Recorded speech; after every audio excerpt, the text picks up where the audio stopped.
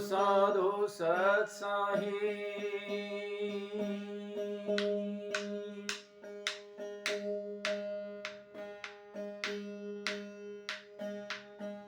साध बड़े परमार्थी गन जो बरस आए तपत बुझावे जीव की अपना पारस लाए गुरु पारस में अंतरा जान रे बिरला कोई पारस लोहा कंचन करे गुरु संग गुरु ही होए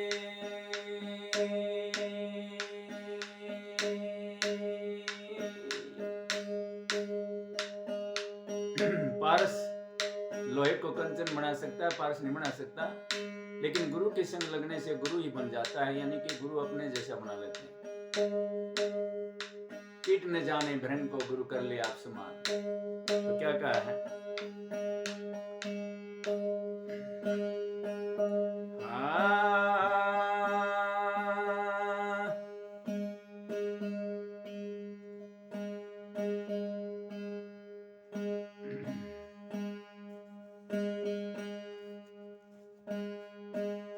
अरे जीवत जिन मारे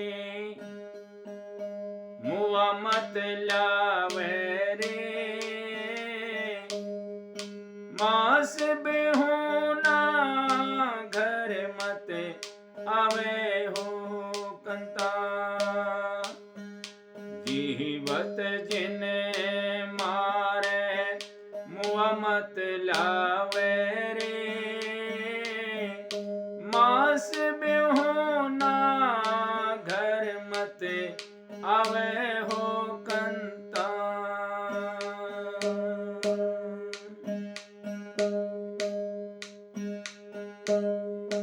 और बिन खुर बिन चोच बिन और बिन खुर बिन चोच बिन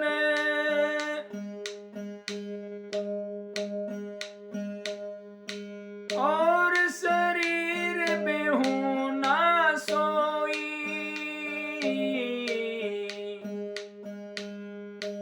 और बिन खुर बिन चोच बिन शरीर बेहोना सोई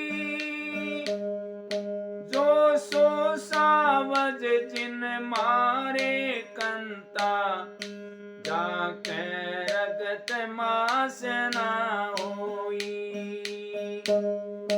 सो सवाज जिन मारो कंता जाक रक्त मास ना होई जीवत जिन मारे जीवन मत मारे मुआ मत लावे मास बेहोना घर मत आवे हो कंता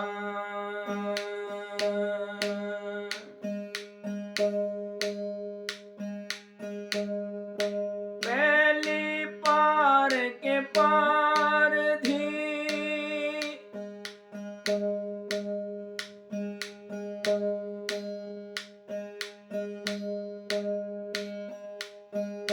ताकि गुण ही पिनच नाही रे परल पार के पार दी ताकि धुन ही पिनच नाही रे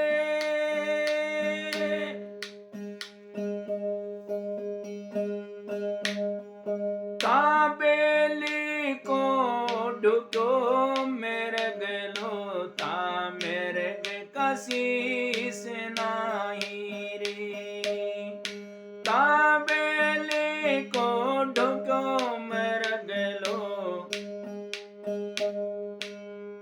मृग कसीस नाही रे। जीवत मत मारे मुआ मत लावे, मास में हो नागर मत आवे हो कंता।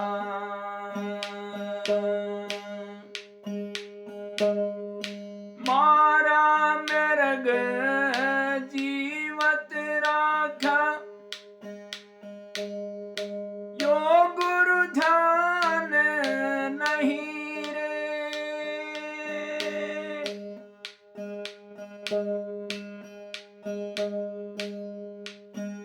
मारा मृग जीवता राखा, यो गुरु ध्यान नाही रे। कह कबीर स्वामी थार मिलन को बेली है पर पात नाही रे। कह कबीर स्वामी थार मिलन को बेली है पर पात नाही रे। जीवत मत मारे मुआ मत लावे, मास बेहो नागर मत आवे हो कंता।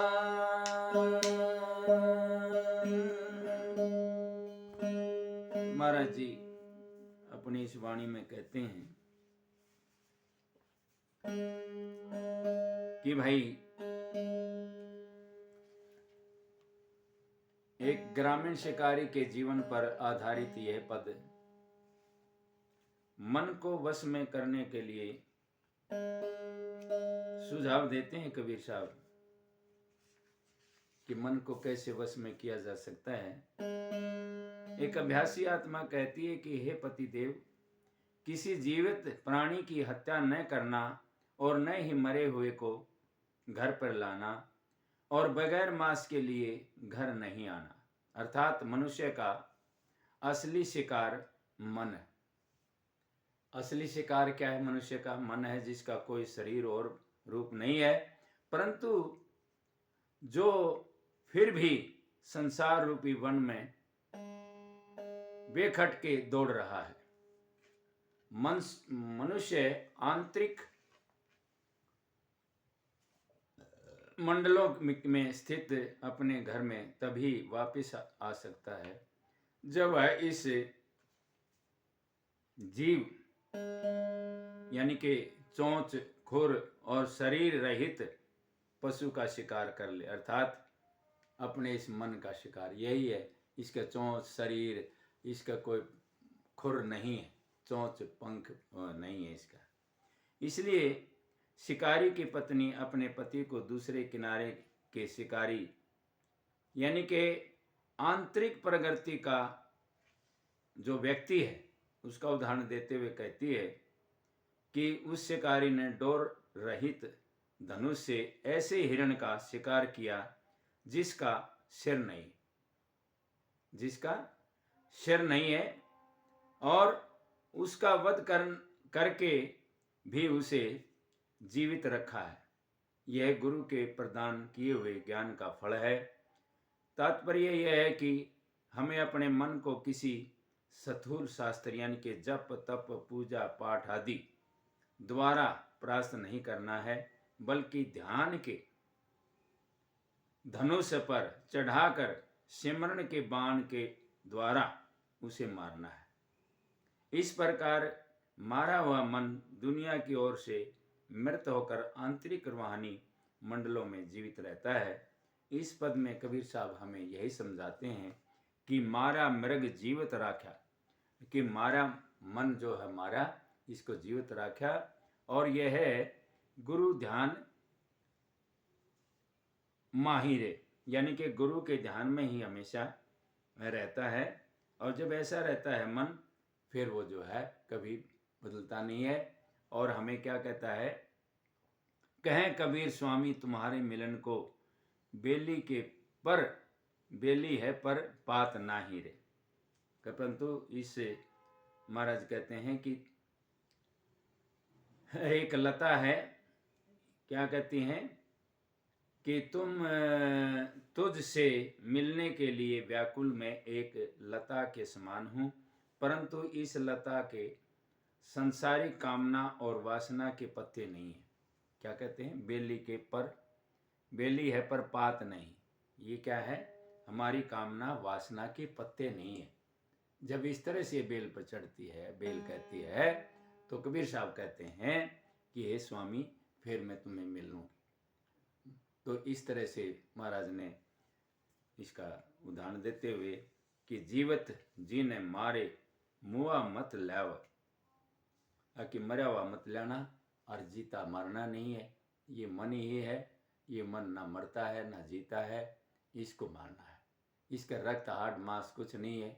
बोलो साधो सत्साय।